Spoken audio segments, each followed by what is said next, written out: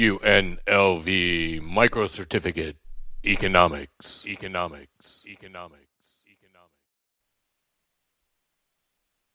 Banking. You think when you put money into the bank that money belongs to you, but the truth is that when you give the bank your money, you're actually giving the bank your money.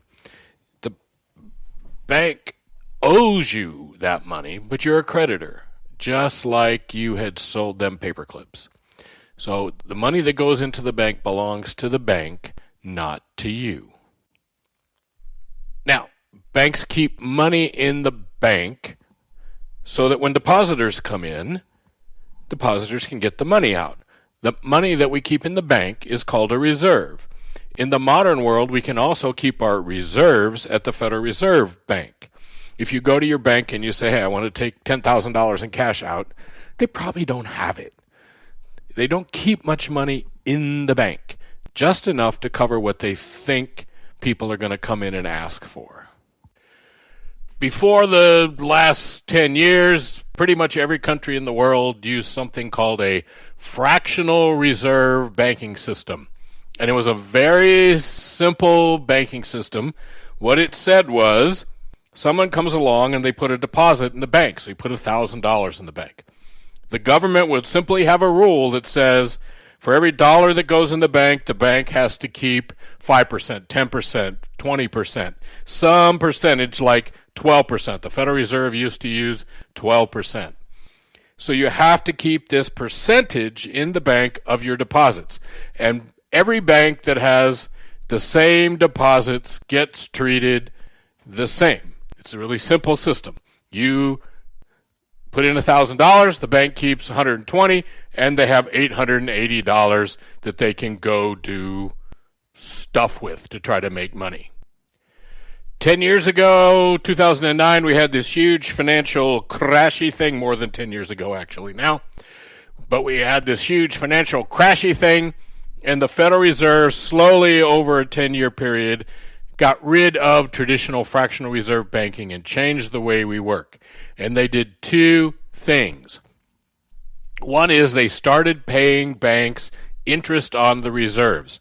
So if I'm a bank and I put $1 million at the Federal Reserve to hold on for me, now I get interest from it. What does that mean? That means if the Federal Reserve is paying 5% and home mortgages are 4%, I'm not going to make a loan. I'm not going to make a home mortgage. I'm going to put my money in the Federal Reserve at 5 instead of making a home loan at 4. So the Federal Reserve can encourage or discourage banks from making loans by raising or lowering what it pays the banks. Okay? So that's called the interest on reserves system. But it's all part of something now called an ample reserve regime. And what this says is we don't have the same rules for every bank. There's no more 12% requirement, you got to keep this money. Each bank is going to have individual requirements based on that bank. So if you have a bank in Las Vegas and a bank in Manhattan and a bank in Iowa, and they all have the same amount of deposits, how they operate may be completely different because New York is different than Vegas, which is different than Iowa. So this ample reserve regime just says we need to make sure that banks have ample reserves, and each bank is going to have a tailored set of rules that apply to it. It should keep the financial system more sound and more stable, right? Yeah? Well, I think so. Somebody walks in the bank, they put $1,000 into their account in the bank. Really, you're just giving that bank $1,000 and they're marking you down in their books. Now, the bank can turn around and make somebody else a loan of your money. Now, how much money is there? Wait. The bank made a loan. You had $1,000. They loaned out $500. There's $1,500. The bank just created money. So this is where the ample thing comes in. The bank has $1,500 in deposits. It owes people $1,500, but it only has $1,000 in cash, the $1,000 that it put in. Now, most of the time, people don't ask for their money. So the bank doesn't even really need to keep 1,000. It can probably keep a whole lot less than that in the bank and get away with it and never have a problem. So the Fed is going to look at that individual bank and its operations and decide how much it needs to keep, and maybe the Fed will let them keep bonds instead of cash. They can do other things. It's this whole regime, ample reserve regime. So again, when a bank is making a loan, that bank creates money. When a bank makes a loan, it creates money. Most of the money in our world is created through this process of banks making loans. And again, money is just sitting there in a computer. Money, for the most part, is just bits and bytes in somebody's machine. And again, what matters is our faith. We believe that if we go to the bank, we can get our money out. We believe that we can use that little plastic card in our pocket called debit and get our money out. And as long as we have faith, everything is going to be all right. What happens if we don't have faith? It's literally called a bank run when everyone runs to the bank to take their money out.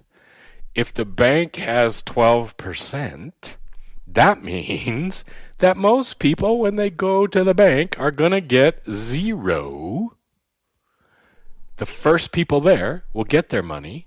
The later people won't. Okay, we have deposit insurance. Your money in your bank account is insured by the federal government if you have it in a good bank, and so you can get that money back, but really the bank doesn't have your money, and you might see a whole bunch of people run into the bank trying to get their money out. How are we going to save Gotham City? I just gave you a hint, and we'll move on and see. So let's just make sure we get this. A bank takes in deposits from people, partly from their checking accounts, but lots of people have savings accounts at their bank. They have CDs at their bank. They have other ways that they put money into their bank, an IRA. That money comes in. The purpose of the bank, remember, if you want to make $1 million loan in your bank, you don't need to find one person that has $1 million. You need to find 1 million people that have $1, 1,000 people that each have 1,000, right? The bank's going to group together large numbers of small people, and that lets them make big loans. Some of the money that they get into those deposits they're going to keep, and that's where their reserves come from. And again, different kinds of reserves and different kinds of things they can do. Okay? Now, the people who got the loan to buy a house or buy a car or build a factory make payments back to the bank. The bank keeps some of that money, and that forms the profits of the bank. And then the bank pays interest. So if you have your CD at the bank, right, the bank is paying you 1% or 1.5% or something. They charge the homeowner 4%. Right? If they pay you 1 and charge you 4 to your mortgage, they're ahead by 3, right? So the bank is going to make money off of this. They're always going to charge their loans at a higher interest rate than they pay their depositors. Now, what happens, though, if the people they made the loan to can't pay them back? People can't make their mortgage payments or their car payments. Well, the bank still has to make their interest payments, and people are still going to come to the bank and ask for their money, and that's what the reserves are for. The reserves can cover, and the bank has extra money that it can use, that it made out in profit, that it's kept. But at some point it might run out, and that's where these government entities, and we'll start talking about them now, these government entities may step in, and they've done it twice in the last 15 years, right? The government stepped in 2009, 2010. The government stepped in during the pandemic to make sure that the banks wouldn't crash, right? Make sure people had confidence in the bank. And remember that life in the banking system is all about faith. Our money is about faith. The banking system's about faith. Okay? We use the word bank, but really there's a ton of different kinds of financial institutions. So there's commercial banks, the banks we're used to. There's credit unions, which were originally invented because banks didn't want to deal with normal people long ago. And the easiest way to get money together, if you took all the workers at General Motors and the banks didn't want to talk to them because they didn't make very much money, they could form a credit union. They could get together and pool their resources. Right? There are things called thrift institutions, which are basically places where people save. There are stockbrokers that play in the stock market. There are bond brokers that play in the bond market. There are insurance companies. There are mutual fund companies that, again, are there to pool. Right? You have a professional investor, and the investor gets a pool of money from lots and lots of people and invests it for them. It used to be that all of these things had different functions and they were separated out. And so a bank couldn't be a stockbroker and a bond broker couldn't act like a bank. But we pulled those walls down, and we'll talk about that some more as we go along.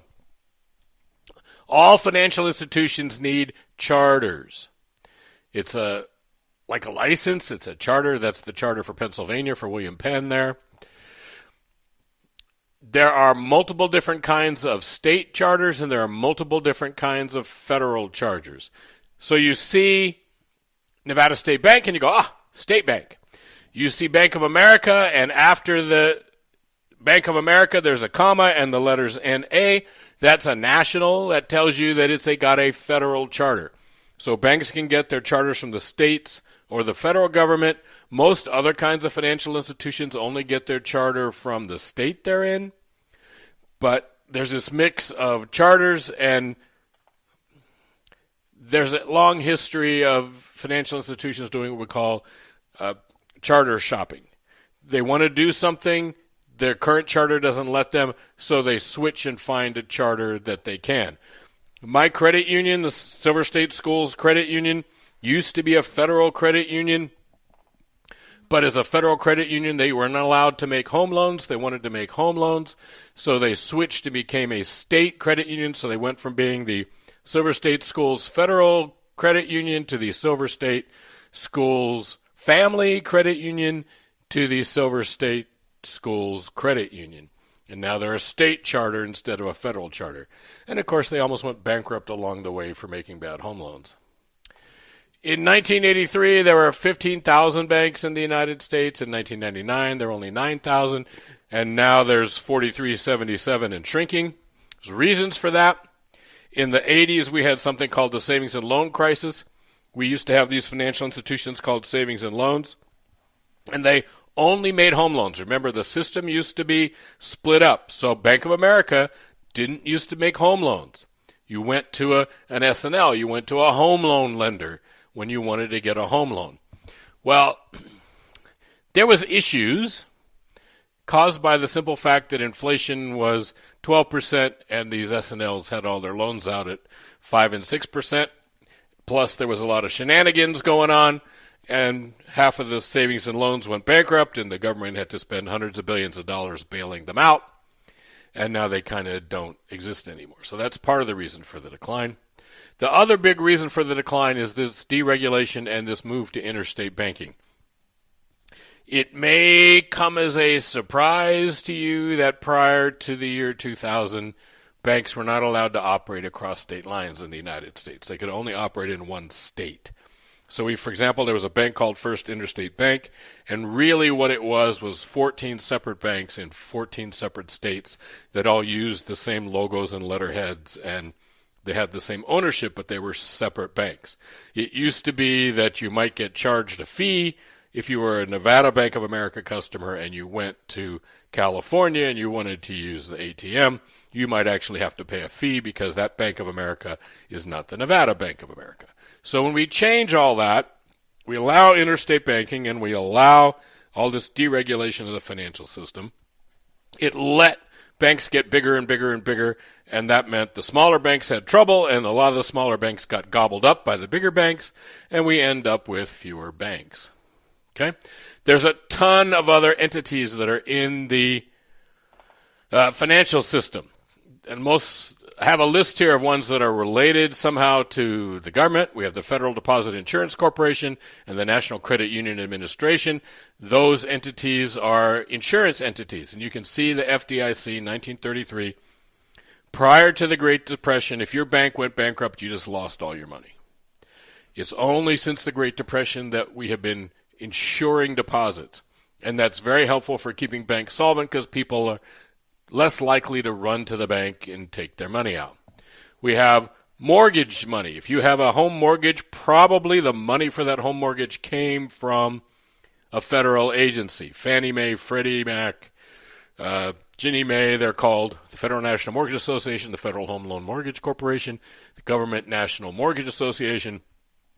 They raise a whole bunch of money, and then they make it available for mortgages, or they buy the mortgages. Bank of America makes a mortgage. These agencies may buy that mortgage and resell it. Mortgages fall into a class of things we call commercial paper, which means your mortgage can be bought and sold. My mortgage is on its third company. So I started with Bank of America, and then I went to another company, and now I'm with another company, and that's because my mortgage has been sold twice. Okay? There's also, if you have a student loan, that money probably came from this Sallie Mae. This SLM Corporation does most of the student loan financing, and then there's other government regulatory agencies like the Securities Exchange Commission that oversees stock and bond markets. You've got the Treasury Department that's technically we're going to see the Federal Reserve is regulating banks, but it's the Treasury Department that issues the federal charters for banks. There's also something called the Office of Thrift Supervision, and they license federal thrifts. There's a whole thing. So who's in charge? Well, the answer is nobody. I mean, the Federal Reserve kind of, sort of is about some things, and there's this committee that gets together that's got a whole bunch of the different federal regulatory agencies, but really we have this giant, complex, global financial system, and there's entities that oversee pieces of it, but there's nobody who's in charge of the whole thing. And we saw the problem with that back in 2009 because a lot of things slipped through the cracks in between the different regulatory agencies. Okay? So let's go talk about the Fed.